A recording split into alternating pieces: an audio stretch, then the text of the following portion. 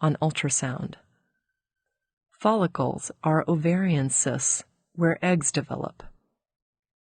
You will also learn how to identify the most common abnormalities of these organs that might present during pregnancy. The uterus has two parts, the body of the uterus and the cervix. The body of the uterus is the main part and is sometimes called the corpus. The lowest part of the uterus is called the cervix. The top part of the uterus is often called the fundus. The lining of the uterus is called the endometrium. The ligaments help to hold the uterus in place. The broad ligament helps to attach the uterus to the sides of the pelvis. Adnexa is a term that refers to both an ovary and fallopian tube, which are located next to the uterus. For example, one might refer to a mass imaged on ultrasound as coming from the right adnexa, because it wasn't clear whether it was coming from the ovary or the fallopian tube. The eggs form in the ovaries and travel to the uterus through the fallopian tube. Here's a drawing of the female pelvis in the sagittal plane. The left side of the image is towards the patient's head, and the right side is towards the feet.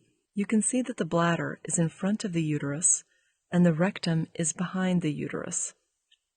The transducer would be placed just above the pubic bone. A full bladder allows the sound waves to pass through the fluid and nicely image the uterus. Note that there's a space behind the uterus called the posterior cul-de-sac, where fluid can accumulate if the woman has a ruptured ovarian cyst or ectopic pregnancy. Here is an ultrasound image of the uterus in the sagittal plane. The left side of the image is towards the patient's head, and the right side is towards the feet. We have labeled the bladder, uterus, fundus, and cervix to make them more obvious. In a non-pregnant uterus, the cervix is not easy to identify on a scan. It's simply the bottom part of the uterus before it turns into the vagina. The fundus is simply the top part of the uterus. There are no clear signs or markers for these regions. This is another sagittal drawing of the pelvis. The uterus can be in different positions, all of which are considered normal. It can be positioned tipped back toward the sacrum, called retroverted, as shown in position 1. It can also be positioned in the midline, as shown in 2, or tipped forward toward the pubic bone, which is called anteverted, as shown in position 3. The uterus is pushed into its position by pressure from the structures around it. Applying pressure to the uterus or ligaments can change its position. This pressure can come from bowel activity, bladder fullness, body position, or ovarian masses. Applying pressure to the uterus or ligaments can change uterine position. These are sagittal images, so the bottom is posterior. In both images, the uterus is anteverted or tipped forwards towards the bladder. In the left image, the uterus is tipped sharply anteriorly. In the right image, the uterus is less anteverted because the bladder is fuller. The full bladder helps to see the uterus because it puts the uterus more perpendicular to the transducer. The bladder also acts as an ultrasound window, which gives you a better view of the uterus and the fetus if the patient is pregnant. Here in each image, the uterus is tipped posteriorly, which is called retroverted. Can you see the bladder and uterus here? Please pause the video now to give participants a chance to identify the bladder and uterus.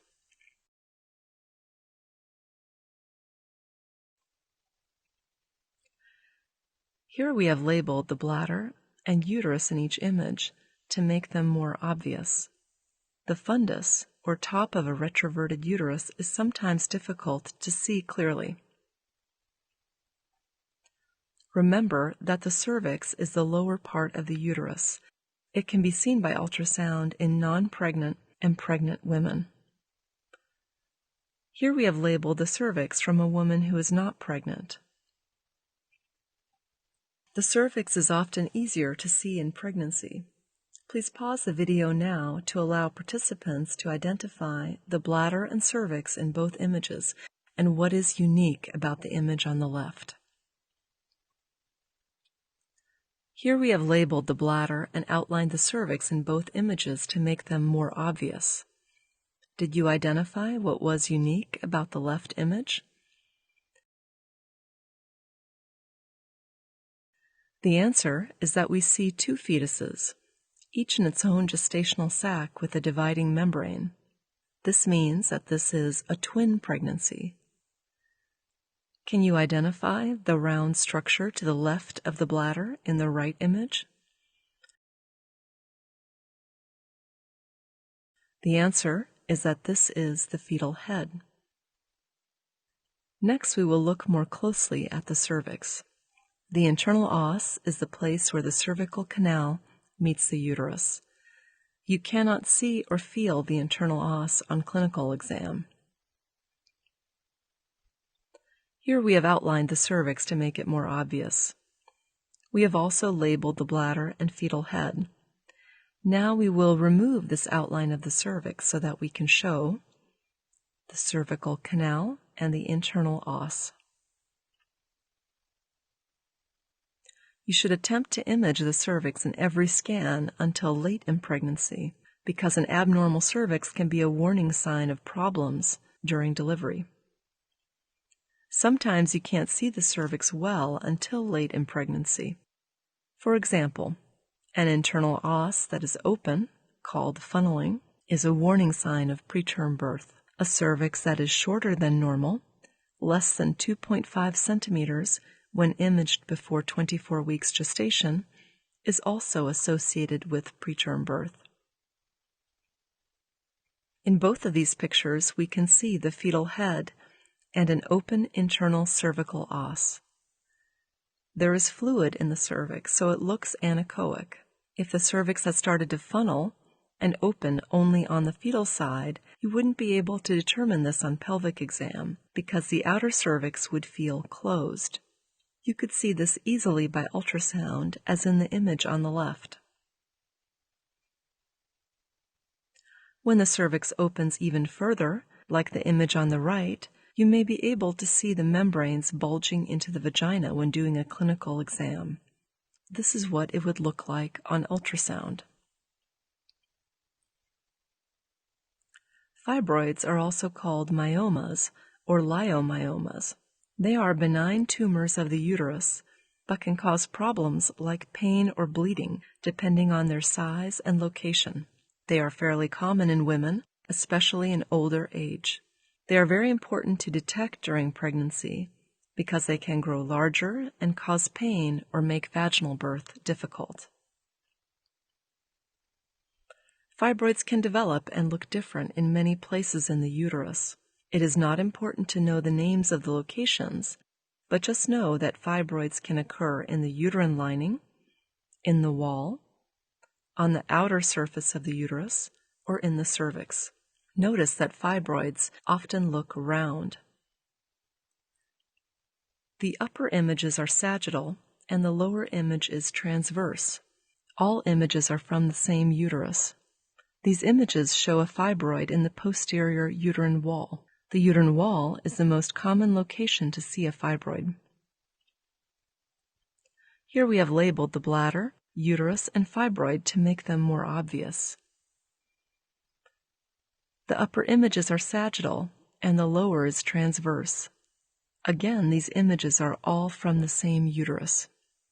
Here the fibroid is in the uterine lining.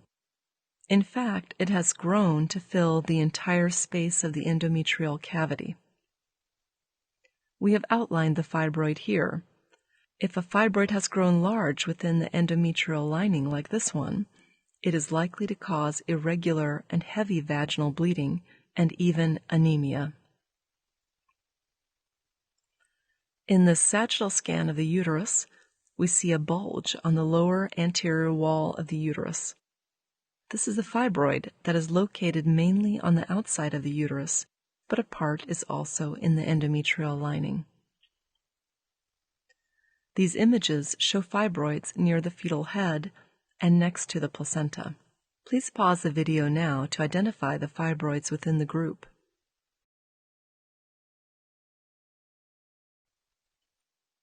Here we have labeled the fibroids, fetal head, and placenta to make them more obvious. Fibroids often grow during pregnancy. If they are large and located near the lower part of the uterus or in the cervix, they can interfere with a normal vaginal delivery. If you identify a fibroid in pregnancy, be sure to reevaluate the patient, especially in the 3rd trimester. The patient may need a C-section, depending on the size and location of the fibroid. We cannot see the fetus in this image, but we can see amniotic fluid to the left. To the right, a large fibroid blocks the birth canal.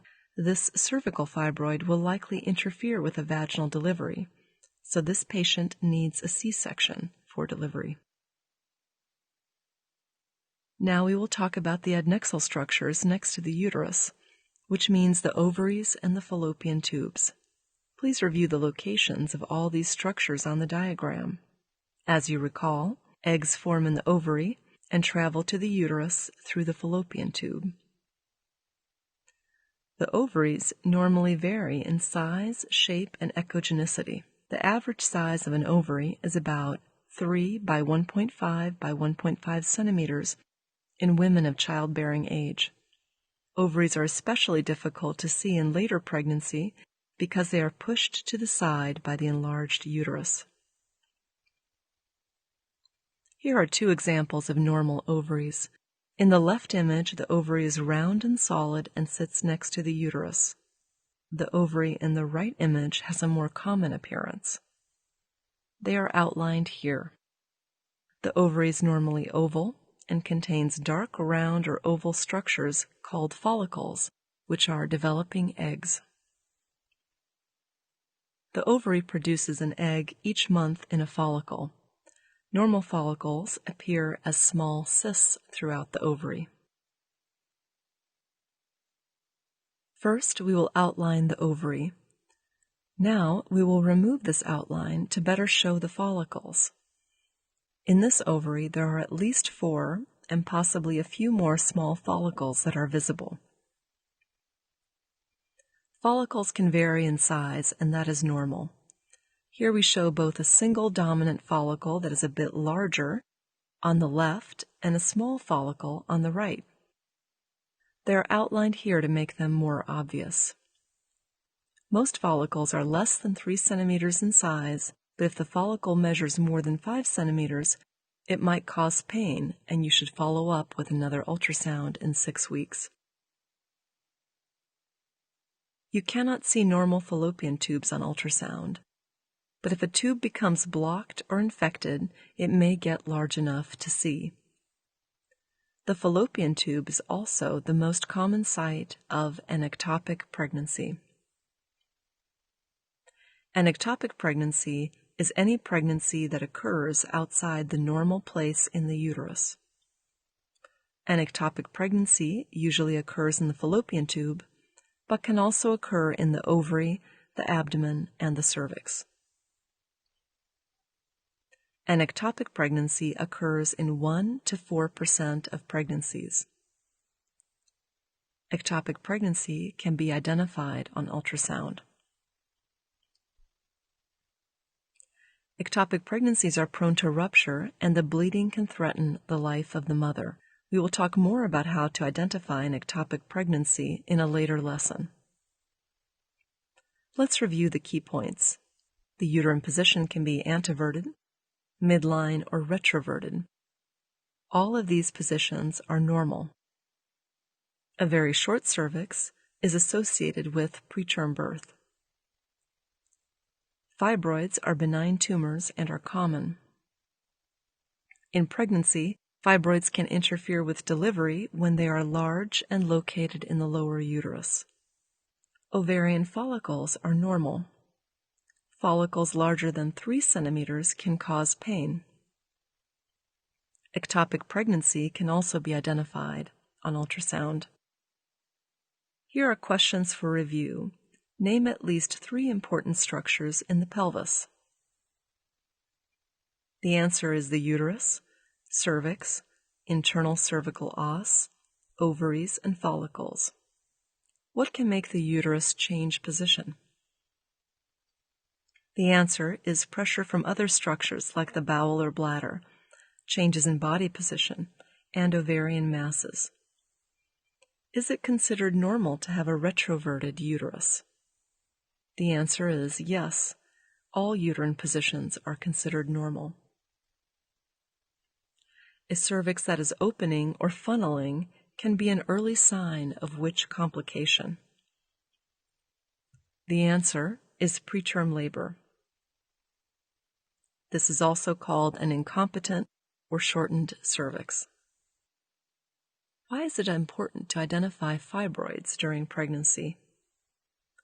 The answer is that large fibroids can interfere with vaginal delivery when they are very low in the pelvis. Can you see fallopian tubes on ultrasound?